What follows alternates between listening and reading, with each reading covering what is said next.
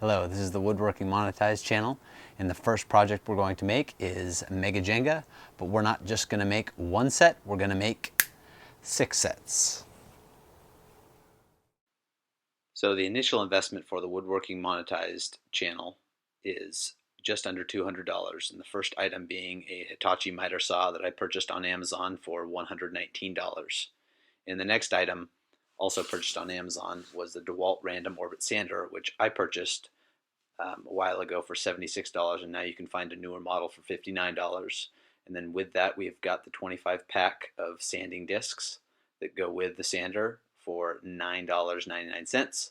And then I went on the cheap side and got some ear protection at Harbor Freight for $3. And so all 4 items here are part of the initial investment, which totals $190.99. Each set of Mega Jenga takes 6 2x4s, but since we're making 6 sets, it's going to be 36 2x4s, totaling $97.20. Since I haven't purchased a measuring tape yet, I'll just use the width of these 3 2x4s to mark the 10.5 inches on the perpendicular piece. After making this first cut, we'll use this 10.5 inch piece as a guide for the remaining 323 pieces of Mega Jenga.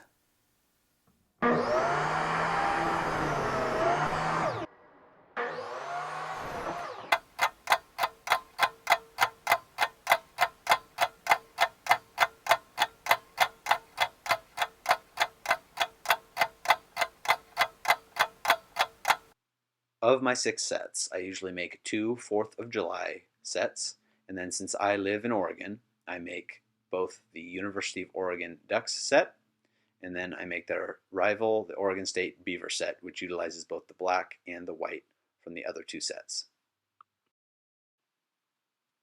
So as you can see, I'm using my painter's tape to tape off the ends, so when I spray paint, there's the least amount going over to the tops. And I've used plenty of cardboard to protect my deck, and then I've also got that piece of cardboard that I move around when I'm spray painting one set so it doesn't overlap onto the other colors.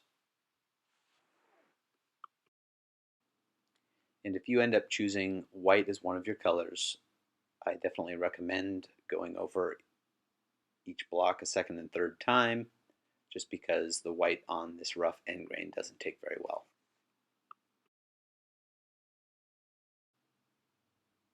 And as you can see, the white and black, since I'm doing 2 different sets that use those colors, I've got twice as many there. So here are the 3 different color combinations. We've got ducks, beavers, 4th of July, and usually I make 2 of each color combination, but this time I had 2 specific requests for just plain versions, so I have those here, and then I've got a 3rd version, or a 3rd set that I'm also going to keep as plain just to have another option. All we have left to do is sand them down. So we'll sand them down to get rid of the rough edges and to get rid of some of the blue overlap.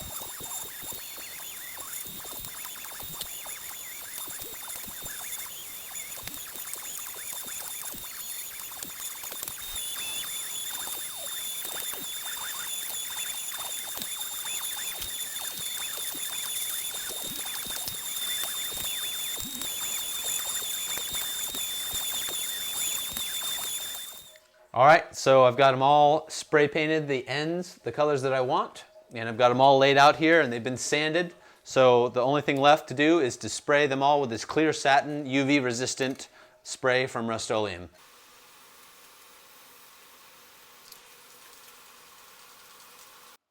The reason why I'm spraying inside is I live in Oregon and it decided to rain, so I brought the boards inside, which hindsight's 2020 was a bad idea because it stunk up my basement, even though I had it as ventilated as I could. And needless to say, the wife wasn't happy. But eventually the rain subsided, so I was able to spray the ends and the sides outside.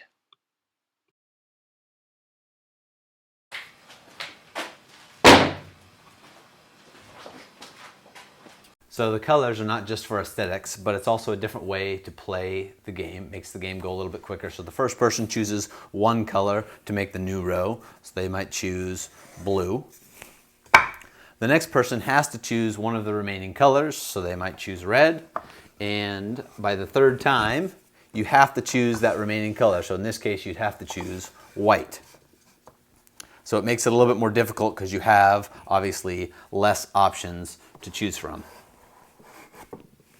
The total cost to make all 6 Mega Jenga sets is $193.